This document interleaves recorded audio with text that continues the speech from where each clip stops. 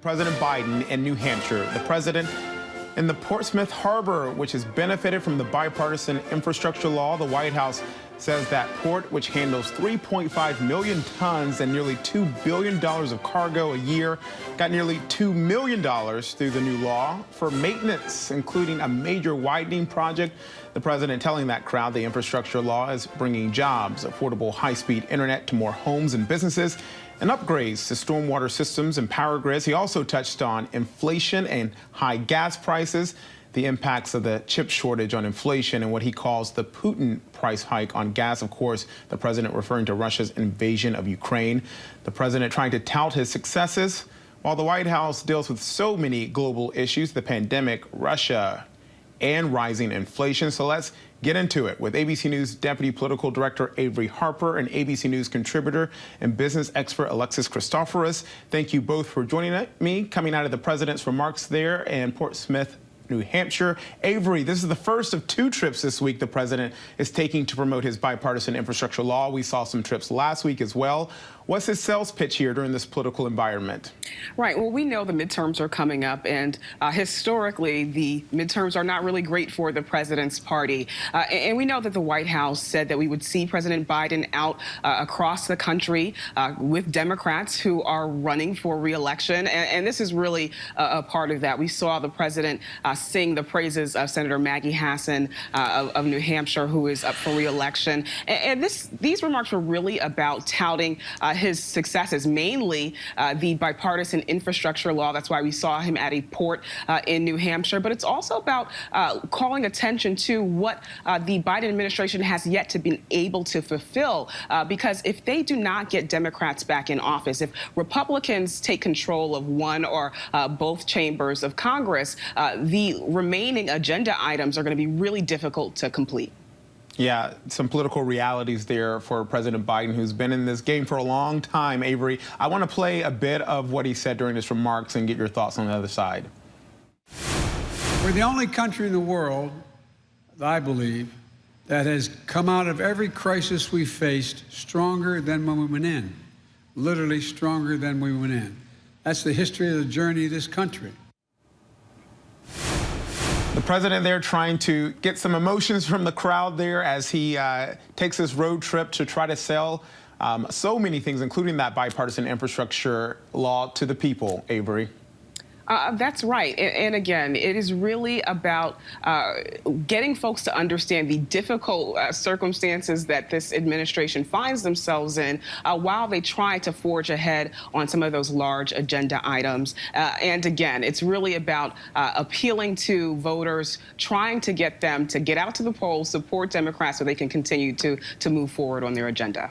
Alexis, inflation, inflation, inflation. Americans dealing with it. They are hurting in their pockets. The president addressed that. Let's take a listen. We saw the most recent inflation data. Last month, about 70% of the increase in inflation was a consequence of Putin's price hike because of the impact on gas and energy prices. I'm doing everything I can to bring down the price to address Putin's price hike. That's why I authorized the release of 1 million barrels per day for the next 6 months from our Strategic Petroleum Reserve.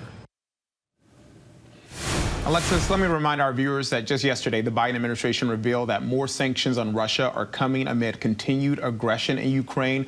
What impact could this have on consumers and the price of gas in this country? Well, you know, it's not a good outlook, Kenneth. Today we saw gas prices actually start to creep higher. They were lower over the past few weeks. Last week hitting $4.07 a gallon on average in this country. Today they're now at $4.10. We're moving closer to the summer driving season, so demand is expected to move higher. The war in Ukraine continues to drag on. That's continuing to put pressure on prices. And President Biden echoing lots of themes he's been talking about over the past few weeks, saying, you know, he's doing all he can to help consumers at the gas pump. And even though he is tapping the Strategic Petroleum Reserve and he keeps talking about that, it really has done little to roll prices back. And again, prices have actually been moving higher. One of my takeaways from what he said the war in Ukraine will continue to take its toll on inflation. And I think that's the big takeaway. There are only so many tools he has in his toolbox to try to roll back back inflation, both energy and food prices. And we're seeing him pull out all the stops as he moves closer to what is going to be a very tough midterm election. Yeah, tough indeed. Avery and Alexis, while I got you, let me ask you about a couple other headlines. The ruling by a federal judge to void federal mask mandates took the White House, it appears, by surprise, but they don't seem to be fighting it, Avery. Right. We know that the White House says that the Justice Department is reviewing the ruling and will decide how to proceed. But if you watched the White House press briefing yesterday, it was clear just how much confusion this ruling created. Jen Psaki, the White House press secretary, could not tell reporters whether or not passengers on planes are going to have to wear masks. We know that they are not going to have to wear masks. We know that the TSA is not going to enforce that mandate. But why this is really important is because it really does complicate how the White House is going to have to frame its messaging about pandemic mitigation efforts, this time around. But it also could create a bit of difficulty in terms of a similar mandate in the event of another pandemic. Yeah, and Alexis, what does this mean on an economic standpoint?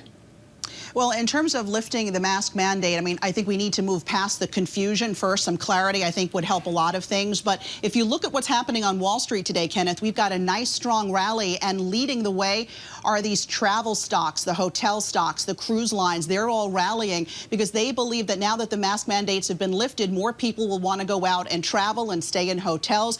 Some people may have been thinking about a long-haul flight and said, I don't want to wear a mask for 6, 7, 8 hours, traveling from the U.S. overseas. Now they may rethink that trip if they feel they don't need to use the mask. Interestingly, at the height of the pandemic, not having a mask mandate actually hurt the economy. Lots of folks didn't feel comfortable going out and shopping and being in enclosed areas where there weren't people masking up. I think we're in a very different place in this pandemic now, and the fact that that mask mandate has been lifted could actually be a big boost and a tailwind to the economy, especially those travel-related companies, because they're still not at pre-pandemic levels. All right, Alexis and Avery, always bringing y'all's A game. I appreciate it. Thanks so much. Good to talk to you. Thank you. Hi, everyone. George Stephanopoulos here. Thanks for checking out the ABC News YouTube channel. If you'd like to get more videos, show highlights, and watch live event coverage, click on the right over here to subscribe to our channel. And don't forget to download the ABC News app for breaking news alerts. Thanks for watching.